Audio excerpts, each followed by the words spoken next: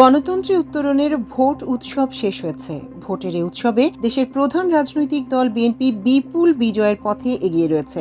দেশের ইতিহাসে নজিরবিহীন শান্তিপূর্ণ সংসদ নির্বাচন অনুষ্ঠিত হয়েছে। দেশের মানুষ মুক্ত পরিবেশে প্রতীক্ষিত ভোটে স্বতঃস্ফূর্তভাবে অংশগ্রহণ করেন। কোনো ধরনের সহিংসতা, বিশৃঙ্খলা ও অঘটন ছাড়াই অনুষ্ঠিত নির্বাচনকে ঈদ উৎসব বলে আখ্যায়িত করেন ভোটাররা। শান্তিপূর্ণ, সুশৃঙ্খল ও উৎসব মুখর পরিবেশে নির্বাচন সম্পন্ন হওয়ায় জাতির প্রতি কৃতজ্ঞতা জানিয়ে অন্তর্বর্তী সরকারের প্রধান উপদেষ্টা ডক্টর মোহাম্মদ ইউনূস বলেছেন, এই নির্বাচন দেশের ইতিহাসে সবচেয়ে শান্তিপূর্ণ ও উৎসব মুখর হয়েছে। এই নির্বাচন মহা আনন্দের ও উৎসবের। এর মধ্য দিয়ে নতুন বাংলাদেশের অভূতপূর্ব যাত্রা শুরু হলো। এর আগে প্রধান উপদেষ্টা ভোট দিয়ে সবাইকে ঈদ মোবারক জানান।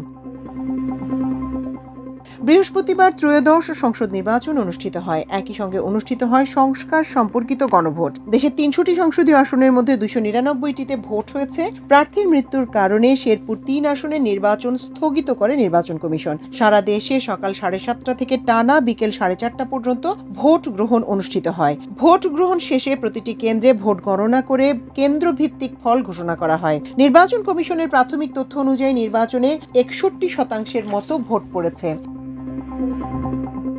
নির্বাচনে বিএনপির পক্ষ থেকে আনুষ্ঠানিকভাবে সন্তোষ প্রকাশ না করলেও দলটি সংসদ নির্বাচন ও গণভোট সম্পন্ন করায় নির্বাচন কমিশন, সশস্ত্র বাহিনী, অন্তর্বর্তী সরকার এবং আইন শৃঙ্খলা রক্ষাকারী বাহিনী সহ সংশ্লিষ্ট সবাইকে ধন্যবাদ জানিয়েছে।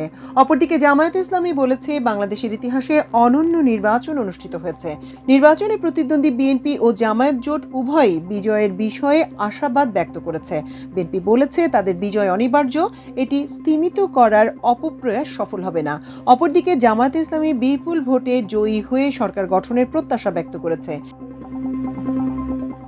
নির্বাচনে প্রতিদ্বন্দ্বী প্রার্থীদের মধ্যে সৌহার্দ্যপূর্ণ সম্পর্ক দেখা গেছে। ভোট গ্রহণ চলাকালে ঢাকা ১৫ আসনে জামায়াতে ইসলামের প্রার্থী ও দলটির আমির ডাক্তার শফিকুর রহমান ও ধানের শীষ প্রতীকের প্রার্থী শফিকুল ইসলাম খান মিল্টনকে কোলাকুলি করতে দেখা যায়। এ সময় ধানের শীষ প্রতীকের প্রার্থী বলেন, আমরা দুজন ভাই ভাই, যেই জিতি এলাকার মানুষের জন্য একসঙ্গে কাজ করব। জামায়াতের আমিরও বলেন, তারা একসঙ্গে সৌহার্দ্য বজায় রেখেই দেশ গড়বেন। এদিকে নির্বাচনের আনুষ্ঠানিক ফলাফল ঘোষণার আগেই ব্যক্তিগত সোর্স থেকে পরাজয় জানতে পেরে সুনামগঞ্জ ২ আসনে জামায়াতের প্রার্থী শিশির মোহাম্মদ মনির ফেসবুকে স্ট্যাটাস দিয়ে বিএনপির প্রার্থী নাসির চৌধুরীকে অভিনন্দন জানিয়েছেন।